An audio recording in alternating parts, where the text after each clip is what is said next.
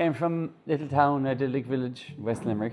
But as a young fella, he was about 8 McKinnon, as I said. He saw it. So he asked me, could he work in the mornings, time off? I said, yeah, you're too young. I said, you need a tie and a white shirt and pants. And so if I get all that, can I said, yeah, sure, I'll give it a go. But like one morning, the school tie that could never be found was suddenly unearthed on him. He had a white shirt, pants on him. Know where he got him. 4 Americans sitting on table 2 in there.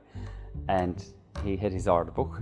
So I said, go on down, and get an order after the guys there. And he goes down, and of course, oh my God, you are a waiter? You are a waiter. How cute, how cute. Next thing he says, are you having a fry or what? That was, he didn't say, what would you like, good morning. Are you having a fry or what?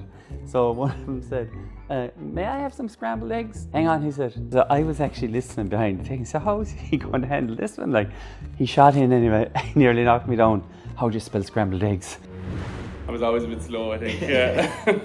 Totally different story, but I remember for some reason Mum and Dad weren't here, but I remember picking up the phone here in reception, probably 9 or 10 maybe. It was an American accent on the phone. They said, we're here in the village, we don't know where the hotel is. And the village is really small. And they weren't really grasping. Turn around, they were outside the castle, come back, and we're on the left-hand side. So I said, as quick as I could think, I said, don't worry, I'll send my son down on his bike and you can follow and you can follow him up.